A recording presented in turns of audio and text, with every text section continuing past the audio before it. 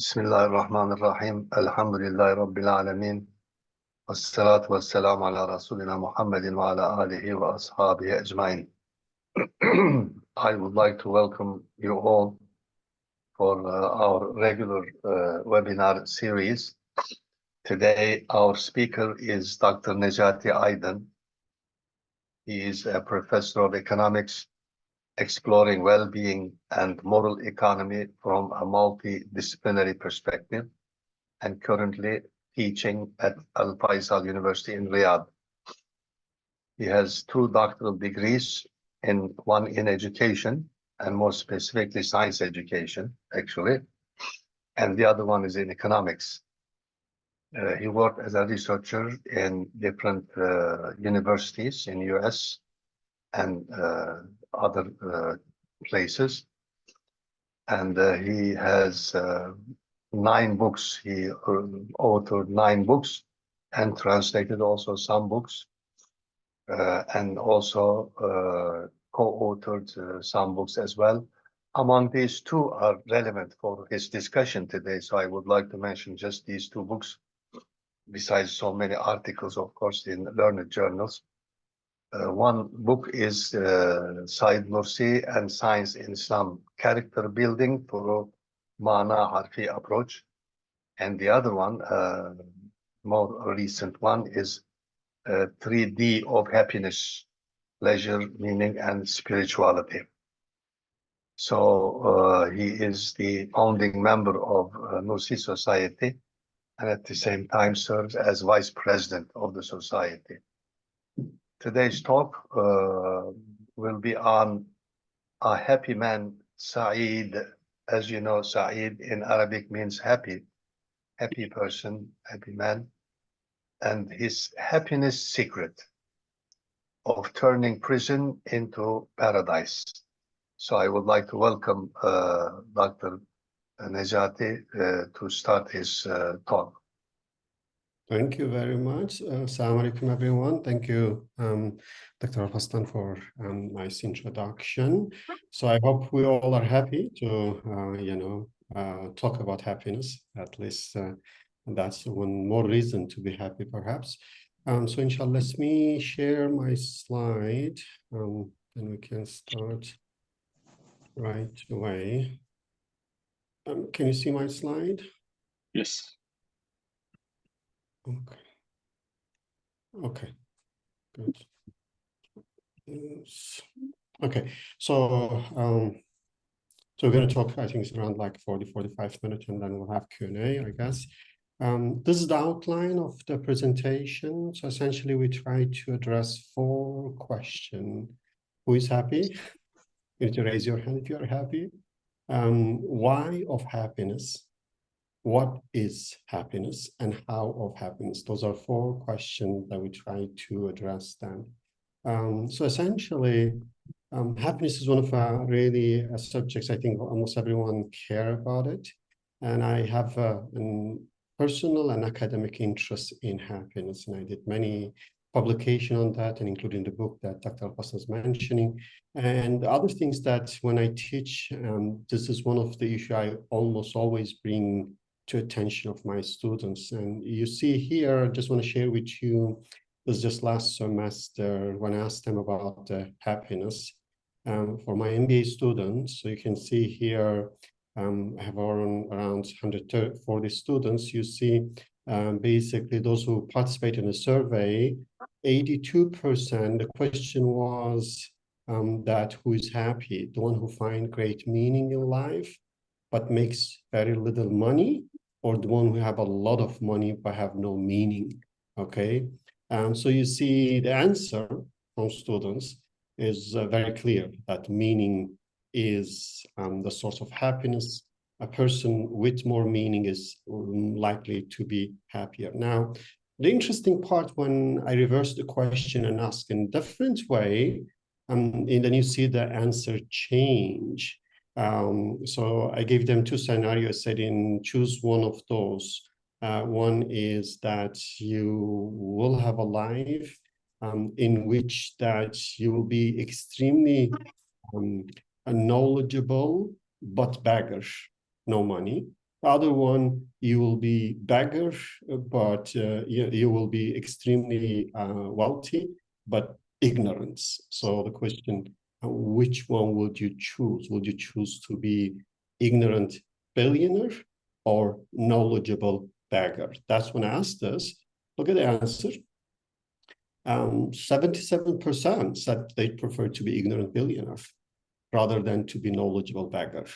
So it's very clear that they think in this regard that money does matter a lot, even though at the beginning they said the meaning really bring you happiness.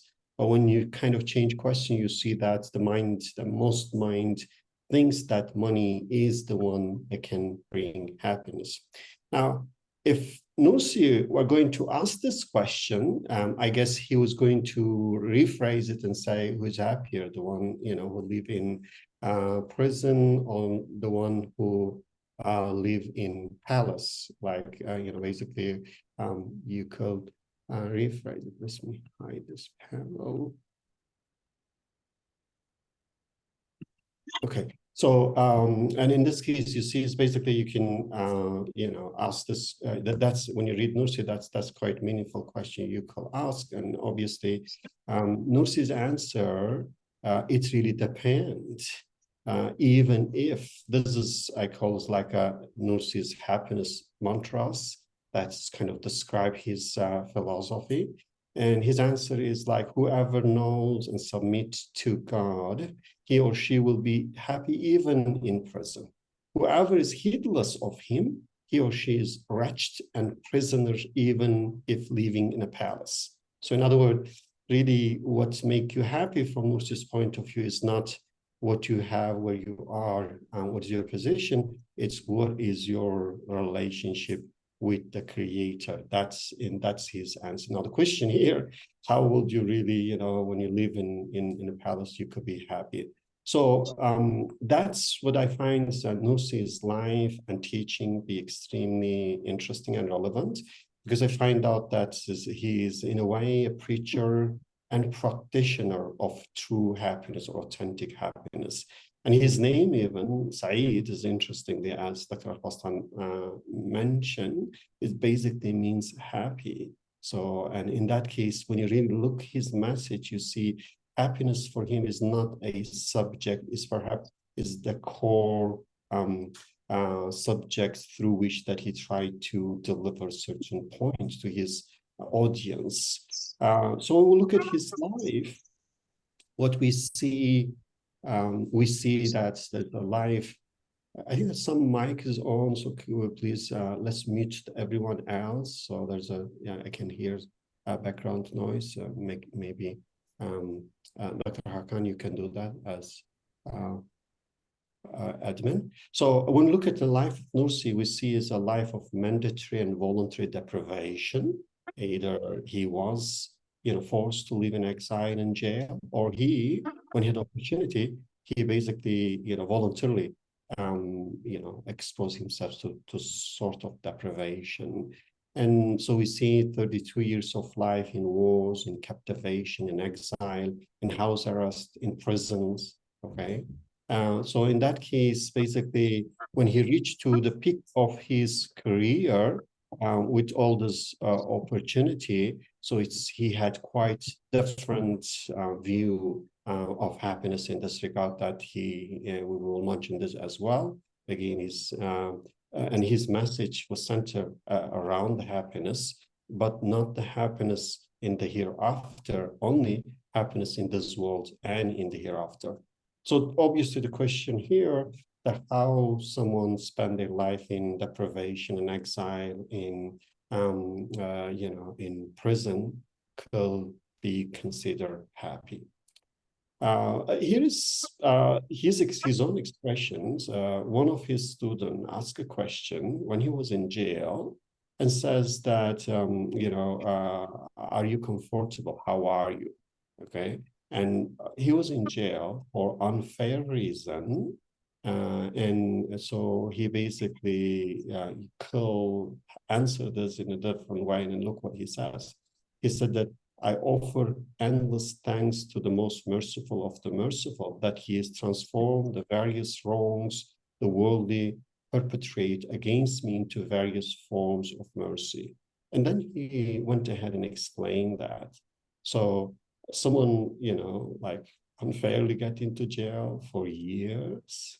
And now when he's asked, how are you? Rather than complaining and listing all this unfair treatment and, let's say, suffering in jails, and we know story how bad he was treated when he was jailed, and he was actually offering thanks to Allah, as if you go and read the rest of the text, you will see as if he considered this was the best thing could have happened to him, and therefore he was very thankful. And that in a way that he was put in jail and exile. That's very, very weird, from, let's say, our perspective when we look at how we try to be happy. But there's reason behind that. I think we'll see when we talk about that. Now, the second question I want to, I think steals that. Let me see, this background noise and mic is open. Who's that? Let me unmute that. Yeah, I think I can unmute. Hakan Hocam, can you unmute? I think there is mic on and make a noise. I think, can you mute that person, please? You can do as a host. Or I think Murat Bey is yours. Okay. Okay, sorry for this. Yes, it's done now. Interruption, yes. So the second question is why happiness is important. So I want to talk about this before I go to the what is of happiness. So again, this is a survey question I did with my students, and I asked them that would you like to be happy bird or unhappy beggar? Okay, so you see again, I'm changing the question is happiness. So would you like to be happy bird and unhappy beggar? Like that's like a scenario in which you're born as a bird and you live all of your life as a very happy bird, or you're born as a human, but you actually live as a human, but you're very unhappy, you're beggar, that's the question. And look at the answer. 85% of them prefer to be happy birds, and 15% only choose to be unhappy beggar. Okay, so that's very, it's very interesting. It's basically, you can look at it in a various way, you can read it in a various way. But one way, it's very clear that happiness does matter. We do want to be happy. That is very, very clear, even if that means we're going to lose our humanity and let's say be animal like a bird. So it seems like we still prefer to be happy rather than be unhappy. And that's, I think it's very clear that we want to be happy. Now, when we look at it, obviously, happiness, yes, that everyone wants to have, but it seems like it's something we're still searching for. It's something that's still missing, and in particular in modern times. So happiness is subject in philosophy. If you go and read Aristotle and Nicomachean Ethics, and I think it's one of the best books on happiness. So positive psychology is the whole branch is really preaching and teaching about happiness based on emotional side mostly. We have in economics, we have a branch, we have a journal called Economics of Happiness. Neuroscience try to look at brain and see how they can link the happiness to neural activity in the brain. Phenomenology look at the deep cause of the happiness from an experiential point of view as well. So there are various areas. So essentially, why happiness is important. Why happiness is important? It's first, happiness is not just a matter of like emotion, something we want, and in a positive state of emotion. Happiness is very much subject of ethics, actually. So when we say a good life, as what is good life? And we read Aristotle, that you see that his views of ethics is actually based on his understanding of happiness. And happy or good life is a happy life. And a happy life is the life that you make a good choice. So you see that's basically the choice that you make. and happiness are very much linked together. So therefore, it is important. Happiness is promise of almost all religions. The concept of paradise is in a way that that will be a place that you're gonna be happy. That's like main things. And happiness is important for freedom as well. But recently when I was reading Atas, a Malaysian scholar, so he very beautifully links good choice with the irada, ikhtiyar. It says ikhtiyar just come from khair, and basically it means that you have free will to choose what is good for you. And if you're not choosing what is good for you, that means you don't have freedom. So you can see that how you can link a good choice, good life, and happiness all, and moral life all linked together. So therefore, happiness is not just like a subject or important psychologically. It's actually very important. And when you look at Nursi, Nursi will put happiness at the center of his theological understanding as well. He thinks that basically is the understanding and relationship with God should be somehow centered around this concept as well. There's some happiness thinkers, again, Bantham as economists that look from hedonic side mostly, came up with this hedonic calculator and happiness calculator. Tolstoy, I think, is an amazing guy to read, to see how in his life he was seeking happiness in different ways or different dimension. Nietzsche, Aristotle, as I mentioned before. So Ghazali has the whole book on this subject. So Nursi doesn't really have like an happiness treatise, like happiness resiliency. But there is one section I will perhaps refer at the very end that I think you can consider as kind of happiness treatise. But he doesn't really have any things that he names, but the message and analysis of happiness is really embedded into his core idea in a way. Now, of course, the question here really, what is happiness and what is real happiness? What is a fake happiness? You know, so do we really, what we experience is like, are we programming in a matrix, and how depends on how you define a matrix and culture, or let's say worldview that make you happy, or is there authentic way of happiness? That's one of the key questions. And when we ask why of happiness, we want to also, why still not happy? Why are we still unhappy, despite of like, if you get from Aristotle, that live till now, you know, and we have been working and exploring and searching for happiness, but still it's actually something's very much missing if we look at data. Why? We argue that when we look at Nursi's writings, we can say that happiness is missing because of the perspective or the way we define and the way we search for happiness. So first, there's certain type of duality or separation. I call the separation of body and soul, that our understanding of happiness is to really make body happier rather than soul, because in modern understanding, the soul is really not there. It's all, you know, let's say study and understanding is based on the soul, the body and emotion, not the soul.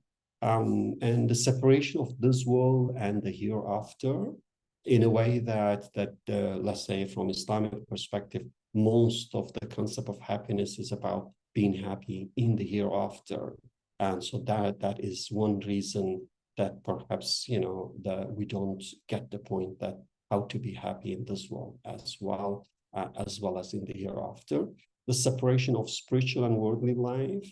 So in a way that, you know, as if like you can have a life in mosque and spiritual life, and then you can have a life in the market that could be separated from each other. So that's also things, that's one of the problem. The separation of good and happy life. So as if like this is the ethical side I just mentioned, as if like being happy and being ethical, two different things.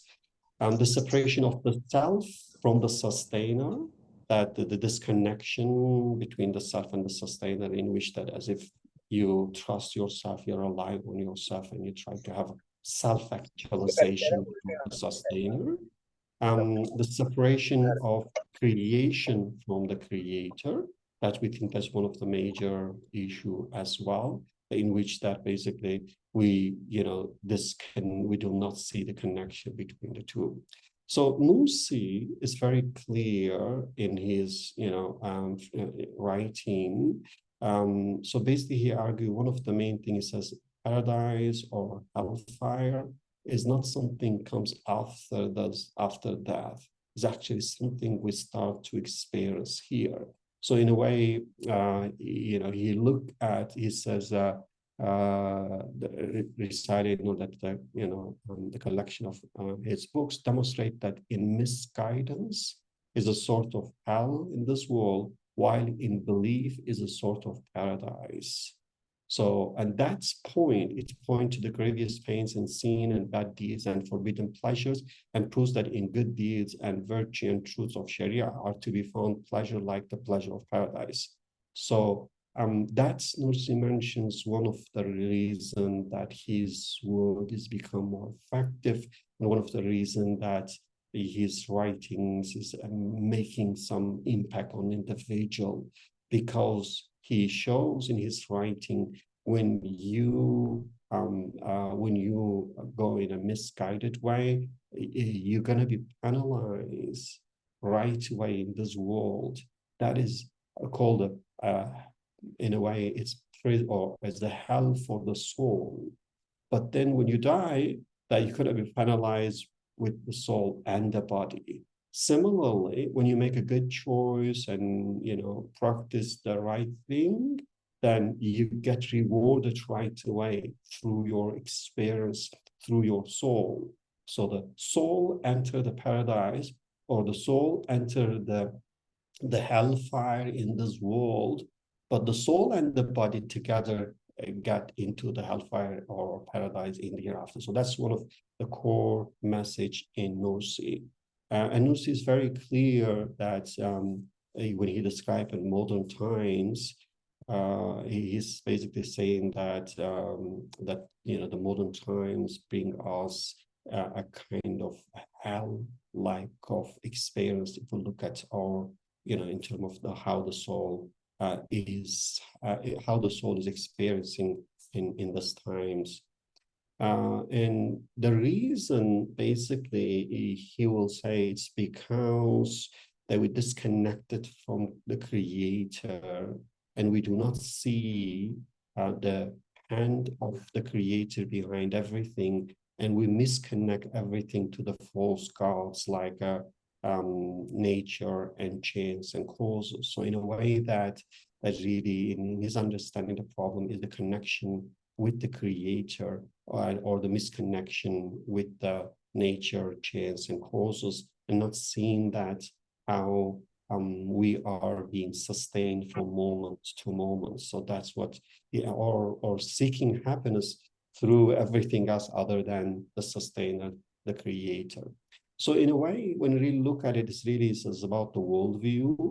Nursi put this one mane is me, in a way that how you look at the self, the existence, the knowledge, the human nature, the purpose, and the ethics, how you look at those, that's really all, shaping your worldview.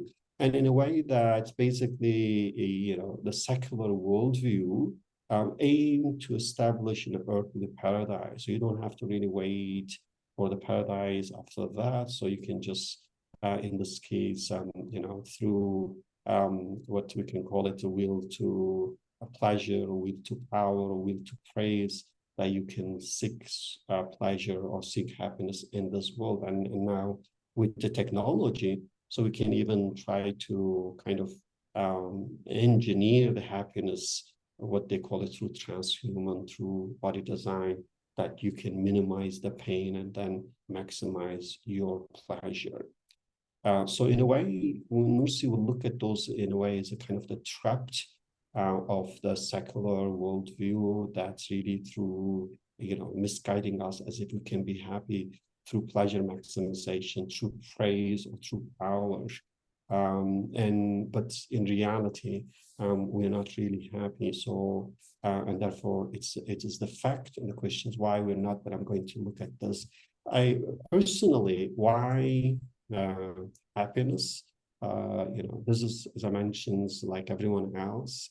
I want to be happy, understand the way to happiness.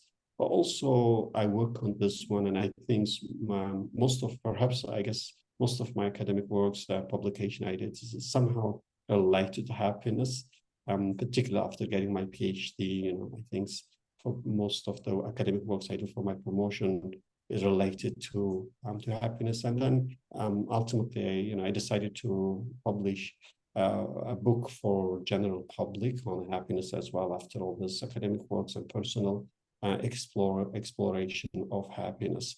What I find out in my journey of happiness, personal and academic journey, and I find out that essentially you can define happiness and an equation with, let's say, 4 essential determinant or 4 essential variables. In a way that different type of happiness, we're going to look at that. So at first level, we would define as a dimensional. So essentially trying to be happy through having or through doing something that's experience, or through being that's position or status, or through loving, and that's the relationship. So that's in a way the main things that we do. So, but what I find out that we go through a loop, I call the dead loop, that doesn't really bring us happiness in modern times. So I was personally born in a very deprived society in Eastern Turkey, with no electricity, no TV, no money is used in that society. But when I saw those who have cars, have TV, have all let's say fun things, and I was dreaming that one day if I can get that, I could be happy as well. So what I call it in a way that those who do not have, they are deprived of having, and then they emulate those who have what they don't have. That's the second stage, is emulation. And then let's say they work or they find a way to achieve having what they don't have. But then what happened after a while, they will realize that what they have is really not bringing happiness, what we call in economics, diminishing marginal utility, that the pleasure you get less and less, eventually becomes zero. That I call the stage of disappointment. You start from deprivation, move to emulation, then achievement, then disappointment. But then you just play the same game again and again with different, let's say, toy. So it's like, I call the dead loop, the first letter of those 4 words. So it's like really the best story I find out, that's an Italian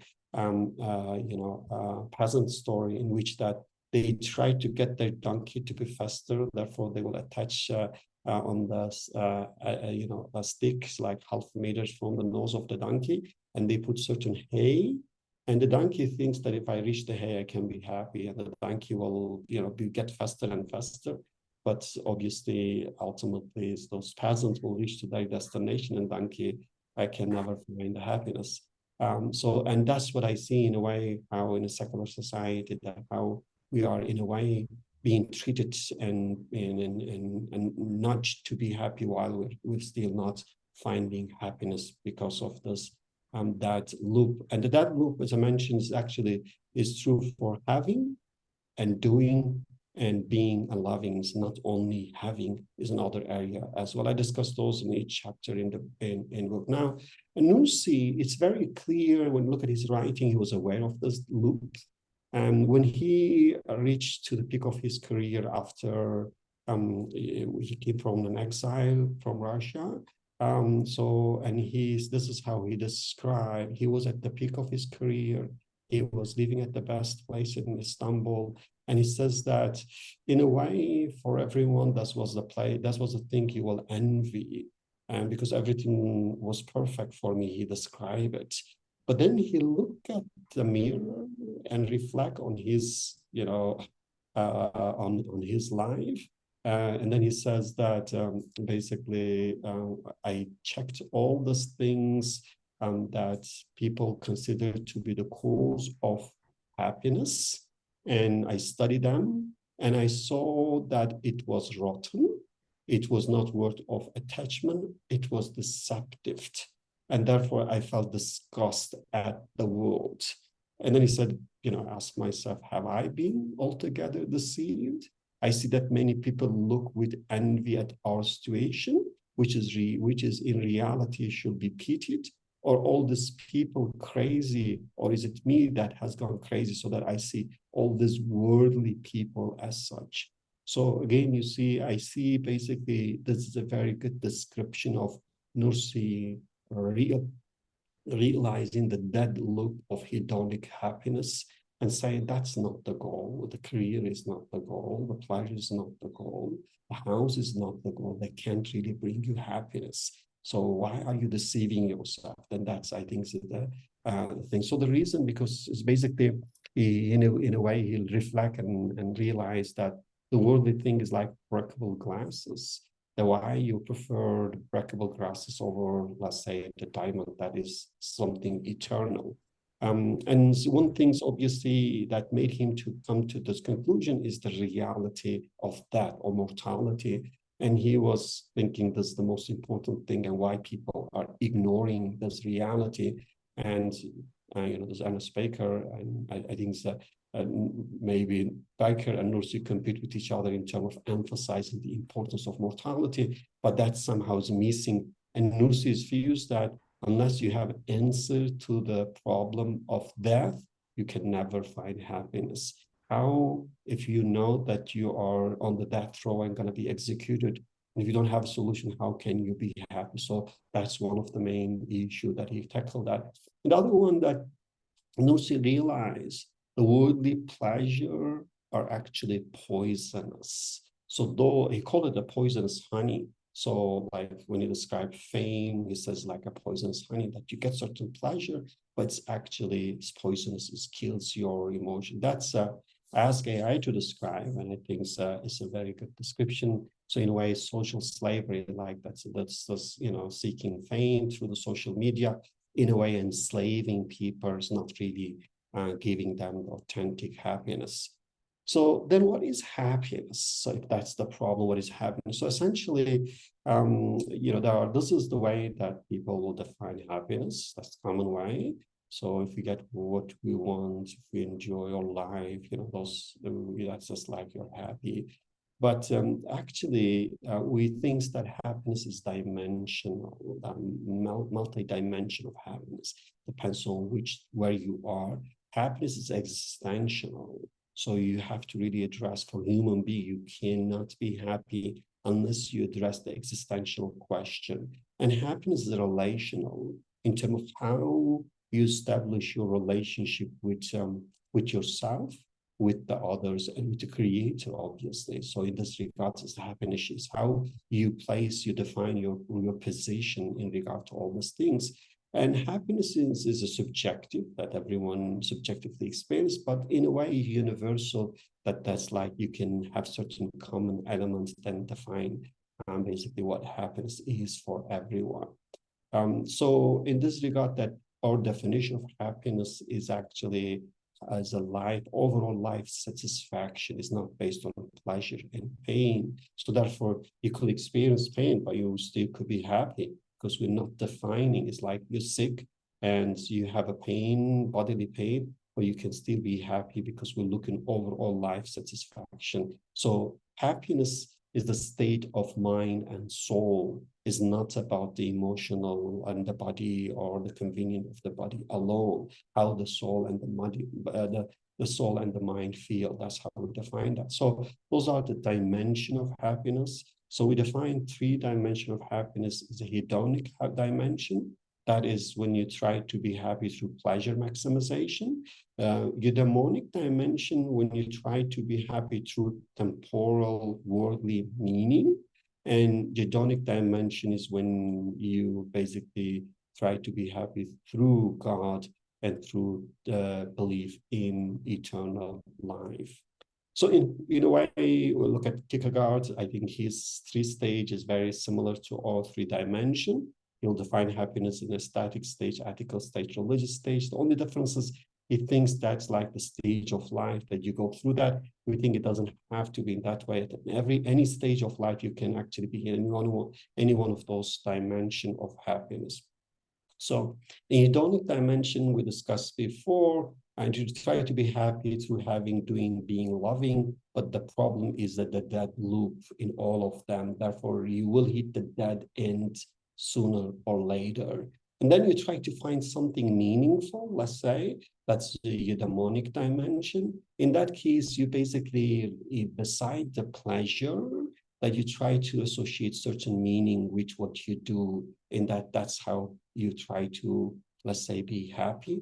But that also has a limitation. So we think that the third dimension is the fate, and we put the fate as a multiplier because it affects all other dimension, other variables in the equation.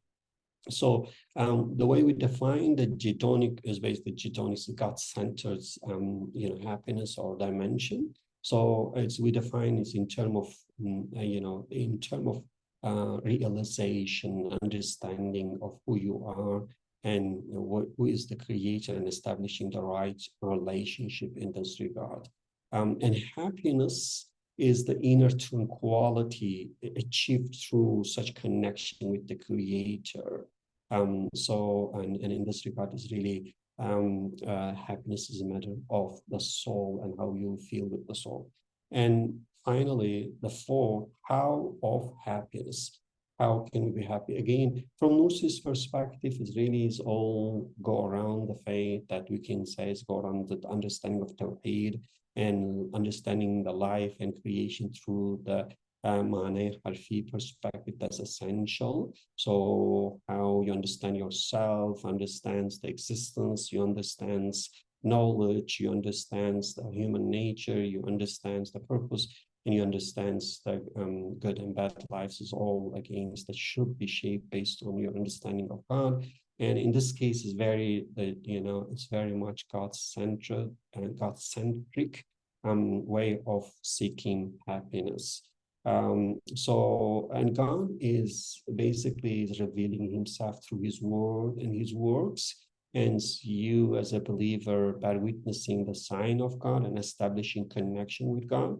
And happiness is the byproduct of having such relationship and having such understanding. So happiness is not the destination or is not the goal, is actually, it is in a way byproduct of understanding who you are, who is your creator, and establishing the right relationship with the creation. So in this case, is that it's the imans or the faith become essential, and the certainty in the faith become essential as well. That's very much linked to the happiness, that how certain you are and how you look at that. And the other one is to understand the human nature in terms of different elements of human nature. So essentially, so we define it like 7 key residents of this human palace. So the free will is the driver, the heart is the king. So some of those directly come from Nursi's metaphors, and the judge is the Wijdan, and the mind is like Wazir. So that's it. So the happiness, in a sense, that is basically when you have the journey in life, how you manage those residents of this, I call RV, residential vehicle, that's a metaphor for the body, and how you handle them. So in that case, basically, the point here is that there are some like a nafs, like an ego, like a quwwa ghadabiyya, they need to be through tarbiyah, they need to be trained and restrained. And there's some like a heart and wijdan and mind that need to be flourished. So in that case, basically, human excellence is come through taqwa and amali salih. Taqwa in a way that how you restrain your, let's say, ego and evil commanding nafs, and amal salih is how you do good deed to flourish your positive side. And that's as a result, you gain spiritual, intellectual, moral excellence, and then you gain God's pleasure. As a result of those, the byproduct of those, you reach happiness. This is how I define that compare the hedonic, eudaimonic, and hedonic happiness. And again, basically the objective in this regard is, to look at different element of human nature and try to, train them, use them in a way to, in a holistic way to make human happy. because human has a potential to be the best of the best and the worst of creation as well. And Nursi, like Aristotle in a way, put a lot of emphasis on Ghazali as well, on basically go in wasats, basically try to avoid being extreme in terms of managing, let's say, your let's say faculties like mind and the desires and other faculty. So the ultimate objectives is that gain knowledge and know the creator and have the purpose, and then have the submission and do the good deed in terms of fadila. So just some examples of how Nursi was trying to be happy. So first, Nursi was saying that basically everyone in this world have their own universe, though we live in the same world, but we actually have a different world in a way. So the key part is how we enlighten our world, how we embellish our world, that our happiness will depend on that. And basically he says how you embellish your world, that depends on what you let's say, how you view everything, and that depends on your worldview in this regard. Again, that if you have the Harfi perspective, you can see the beauty in everything, and that will make your life and world or your universe to be beautiful as well. But if you have Ismi perspective, then you're going to see ugly side of the things, and will make your life to be ugly as well. And your relationship and friendship as well as all depends on how you perceive them, and how you establish relationship with other, and how, let's say, even when you eat food, your love for food could be love for God, and you can actually establish relationship with God through, let's say, your relationship with food as well. And you could be, says like, if a person becomes sincere servant of God, the universe which belongs to God will become like his or her property. So in other words, he's saying that if through the faith, if you establish good relationship with God, since he's the owner of everything, so if he's pleased with you, everything's in a way will be, made available for your users as well. So you can think yourself as like the richest in the universe through the Iman. And also in terms of the value, that when people try to seek through the social media, he thinks that the belief gives you the highest value. So, and if you, through the light of belief, understand the value you have, then you don't really seek for other artificial, fake type of value through the praise of other individuals. And the other thing, he says that for human beings, nothing other than eternity can bring satisfaction, because he thinks that what is really missing, like in economics, and we talks about the human needs, but we never talks about the human needs for eternity. And why Nursi will say there's nothing more important and urgent than eternity for human beings. How would you make human to be happy unless you somehow promise eternity? So, and that's is at the center of Nursi understanding of happiness. So basically saying that rather than trying to be happy with the more, you can be happy with one alone. And therefore he put it in a very eloquent way. He says once you understand, create and establish a relationship, he says once only one, the rest are not worth wanting. Call one, the others will not come to your assistance. Seek one, the rest are not worthy. See one, the others are not seen all the time. They hide themselves behind the veil of ephemerality. No one knowledge other than that which assists knowledge of him is without benefit. Say one, words not concerning him may be considered meaningless. So in a sense that, he says that وَالْمَطْلُوبُ وَالْمَحْبُوبُ وَالْمَقْصُودُ وَالْمَعْبُودُ. So he thinks that is basically when you find God and establish a relationship with him, and he is sufficient for you, as the Quran says, أَلَا بِذِكْرِ اللَّهِ تَطْمَئِنُّ الْقُلُوبُ. So essentially, in Nursi's happiness model, if you find him and establish a relationship with him, that will be sufficient for you. So when you look at his life, you see that he actually described his happiest moment. And when you look at his happiest moment is when he was on the Barla in the top of mountains and saw the wind blowing the leaf, and he was reflecting And he said that he get the pleasure of this, leaves moving and in a way making zikr, that he want to die at that moment, which means like he want this moment to never end because it gave him extremely high level of pleasure.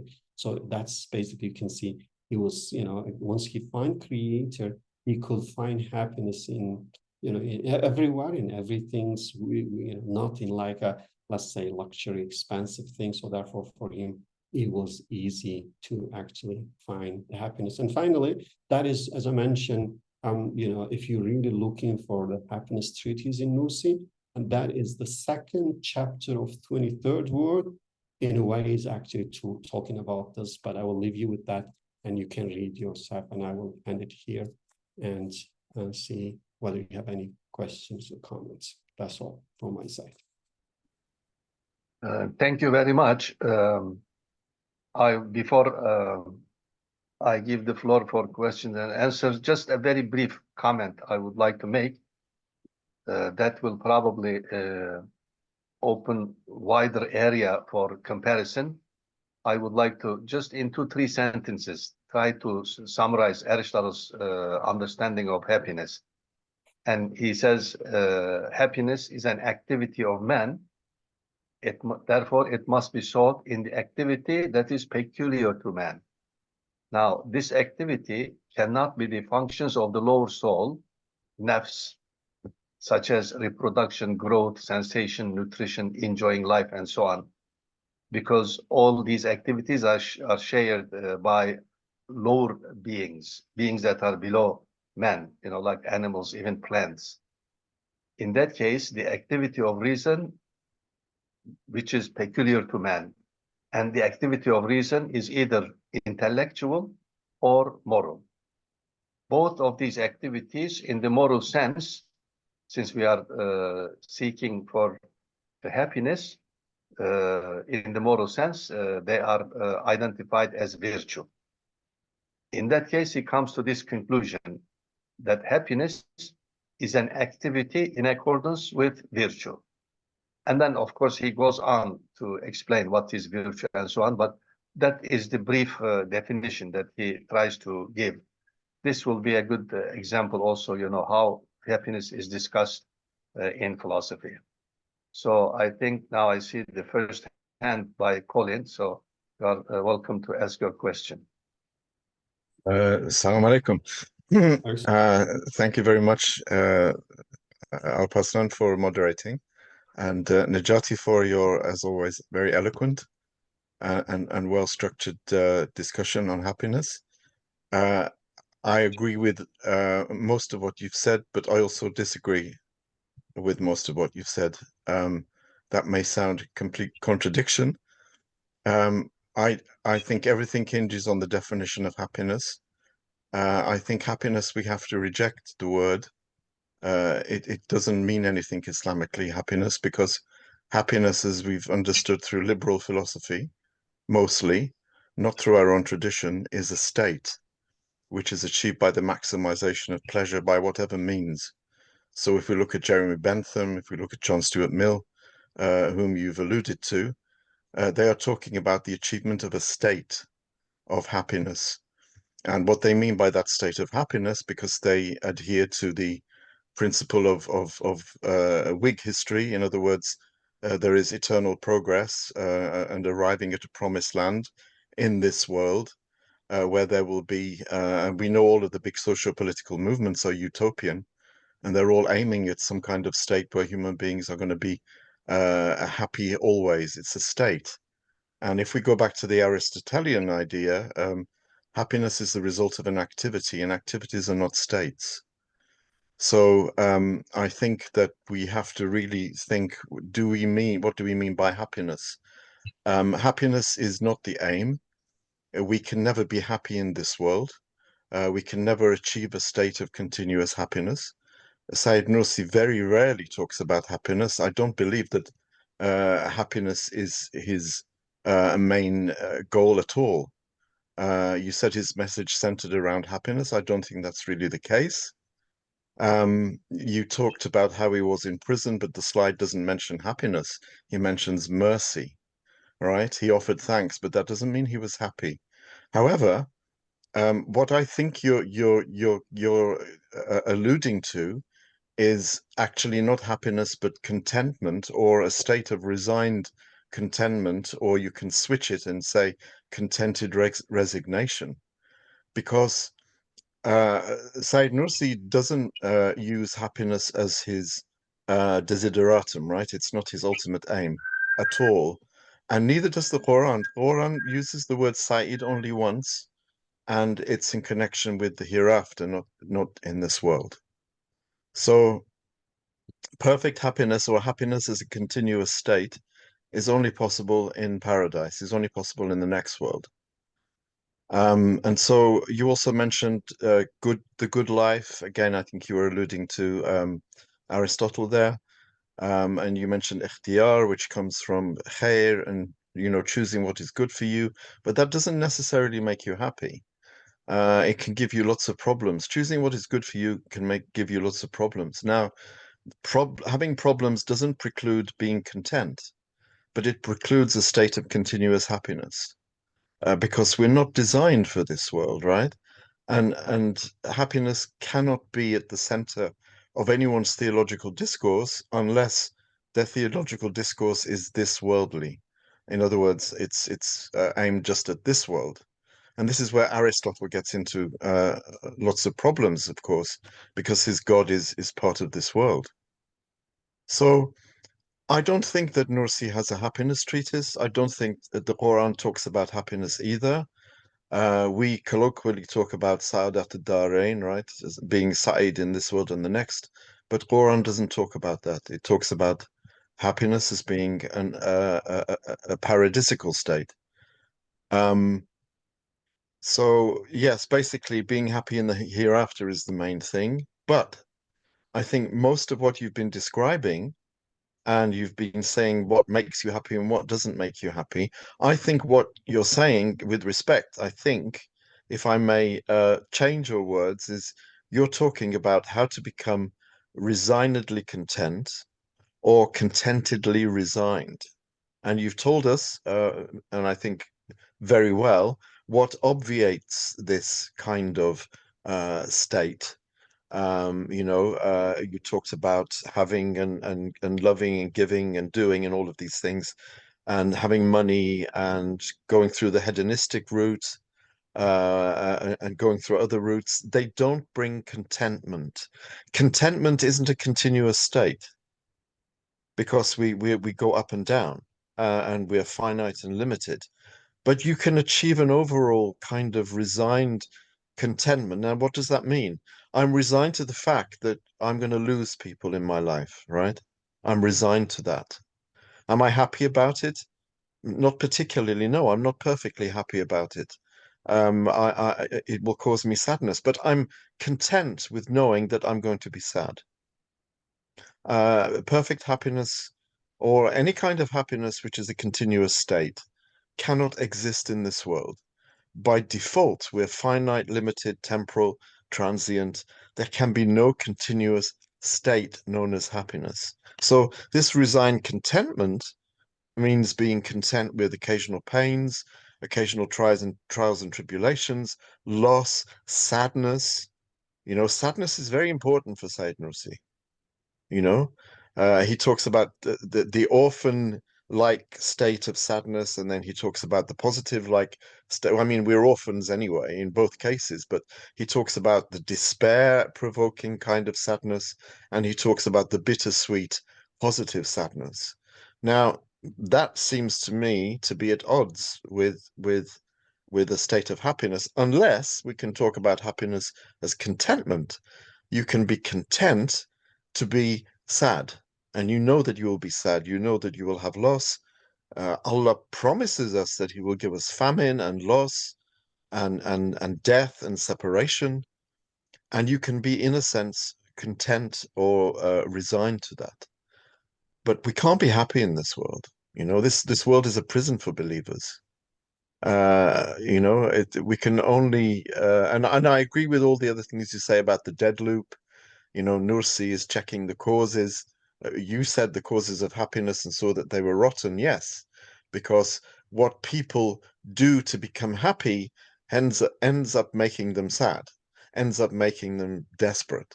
And that's why any kind of sorry, I know I'm talking a little bit too much, but I'm coming to the end of it now. The desire to be happy usually ends up producing the opposite, because this world isn't designed for us to be happy in.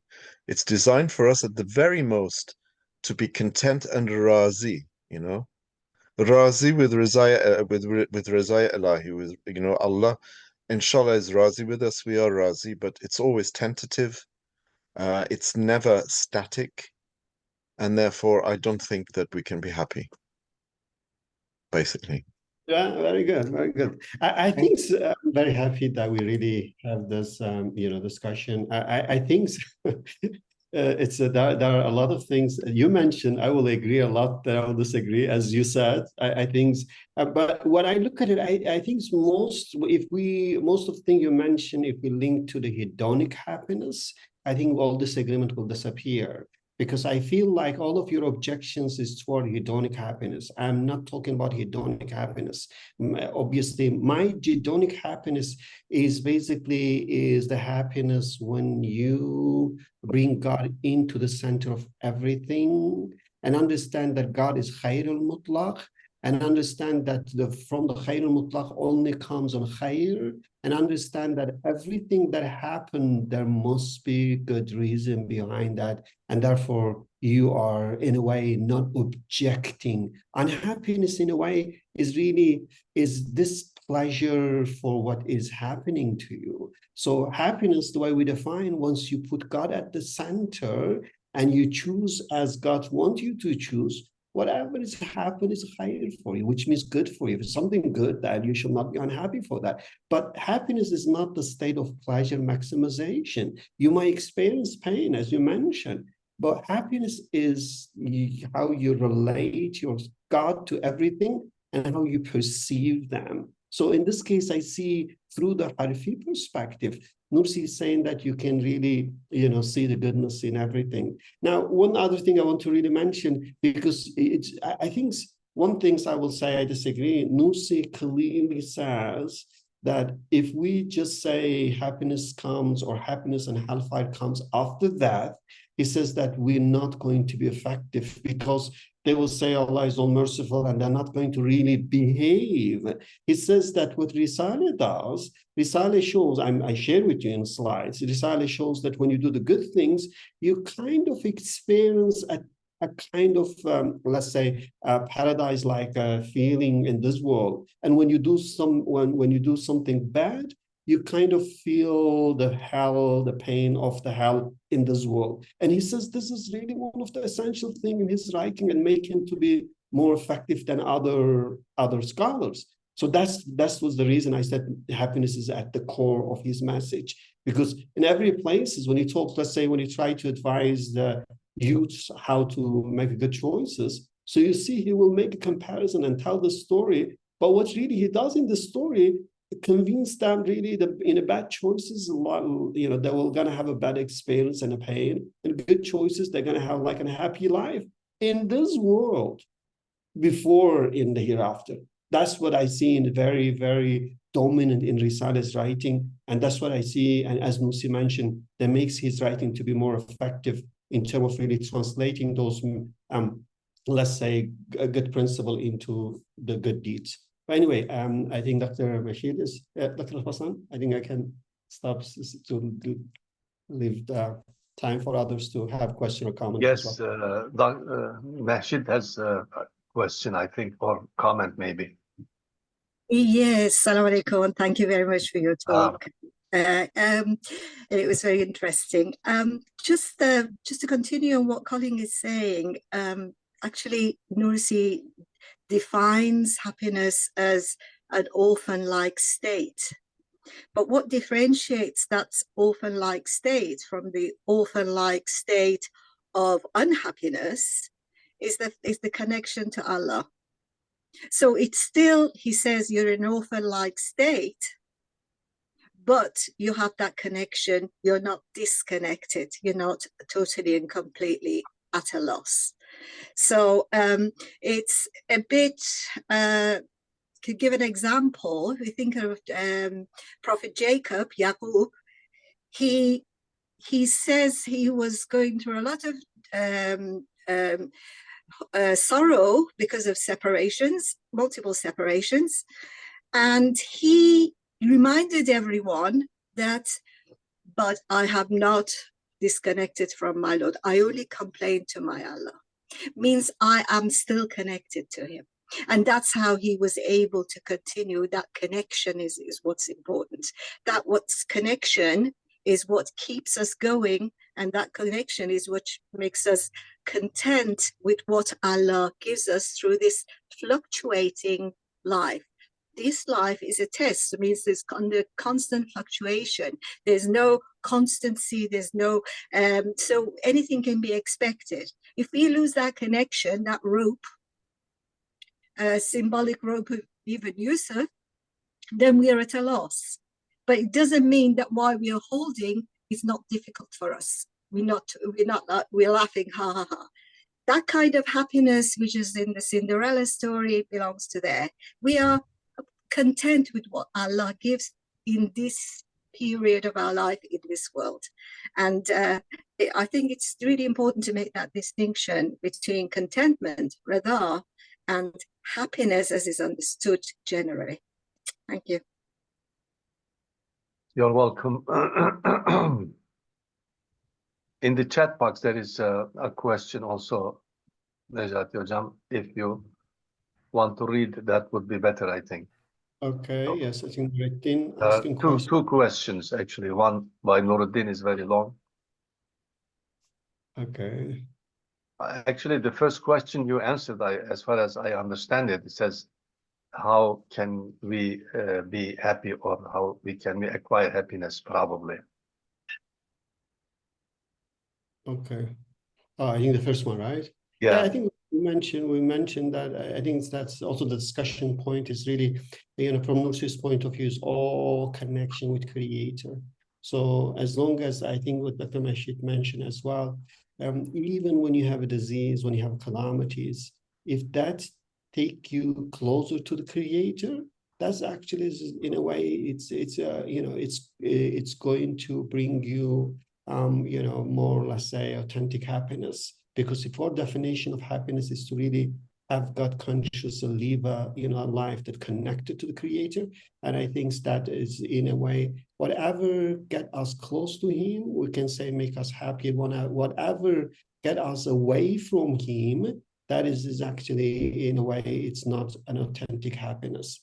That's, I think, we can define from Nursi's perspective. Nuruddin saying that, does Nursi differentiate between the concept and experience of happiness? From Nursi's perspective, can it be said that the recipe for happiness is belief, while the recipe for unhappiness is disbelief? Are there graduation of happiness imagined by Ghazali in his work, Ultimate Happiness? Season of meeting, and can or should we make Nursi's view of happiness into kind of index, just as some Buddhists are doing? I think, again, this is very, as I mentioned, I really did spend a lot of my career on looking at Nursi to see how I can, in a way, do empirical study to turn into, let's say, testable hypothesis. I think there are a lot can be done, including I did once, I think, a survey among Nursi followers as well and analyze those. I think it can be done. And you'd be very surprised to see Nursi and Ghazali are quite actually similar in their view of happiness, I think. And therefore, when you read The Alchemy of Happiness and read Nursi, I think you see a lot of concepts there is Nursi as well. Which is not surprising, because they all actually come from the Quran. So in this regard, I think what Dr. Colin mentioned as well, the Quran does not mention Sa'ada directly for the worldly happiness, because in Quranic view, and in Nursi's views as well, happiness is not the destination, is a byproduct of let's say making good choices. So therefore it's not like I decide to be happy, I choose to be happy, I can't be. The more I work to be happy, perhaps the less I'll be happy because I'm obsessed with happiness. That doesn't work. So happiness can't be accomplished as a goal. Happiness is the byproduct of, again, your relationship with creator and how you perceive the things.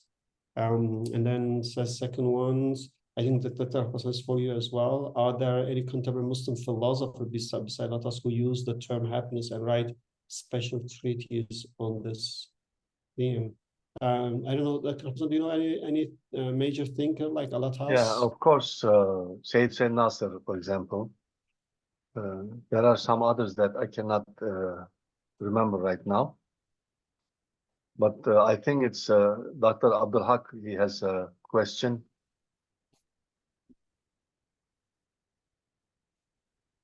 Assalamu alaikum wa rahmatullahi ta'ala wa barakatuh. Well, thank you for keeping us updated on the subject of happiness. I do agree with some of Dr. Turner's comments, but I would like to remind,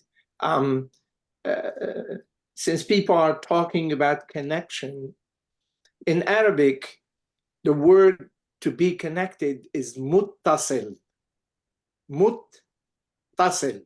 So if you decompose the word, you say mut, die, and you will arrive. Muttasil. So if you die, mutu qabla an tamutu, right?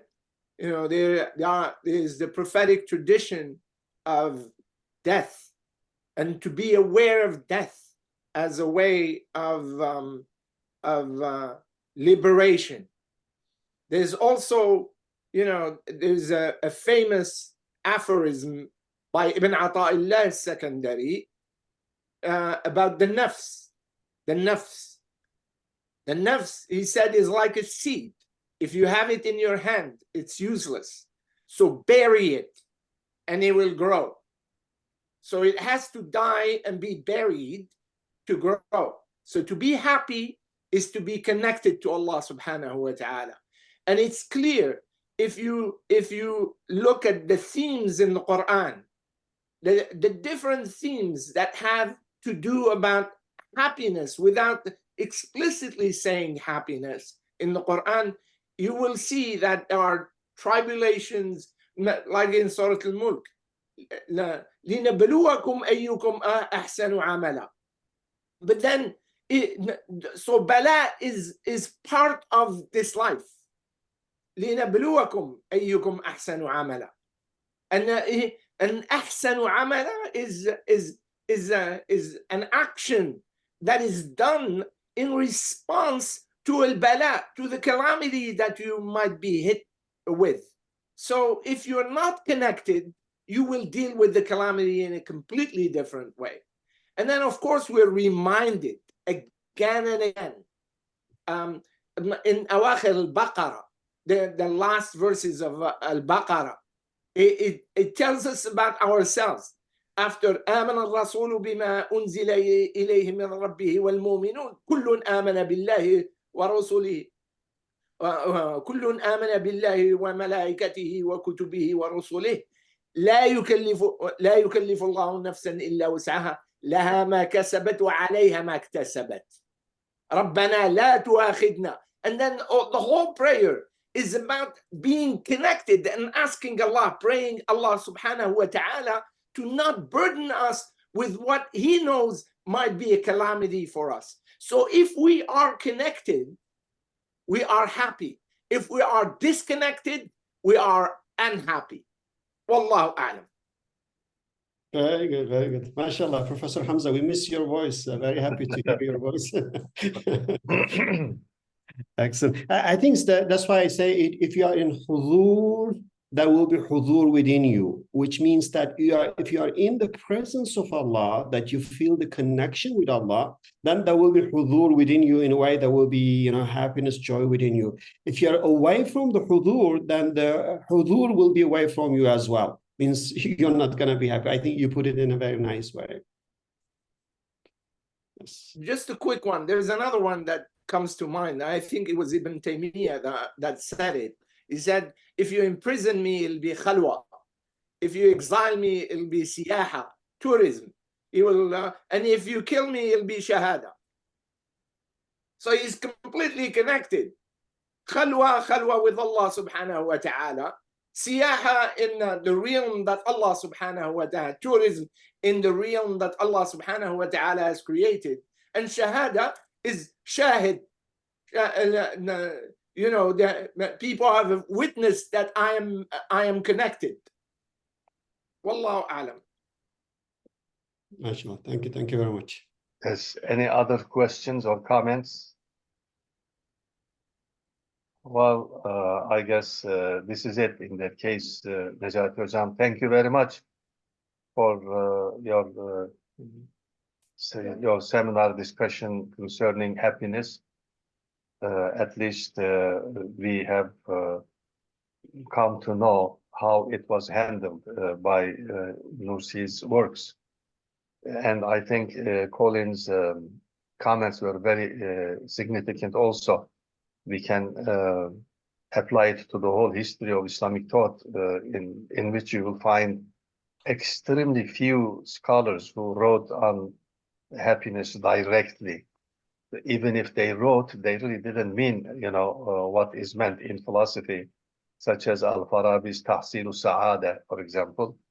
When you read it, you will see what he means by happiness is not the way it is understood in the physical sense.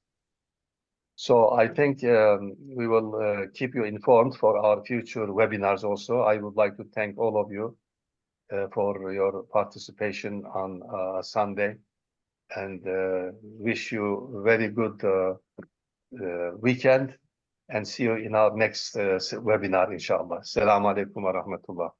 Salam. Thank you very much.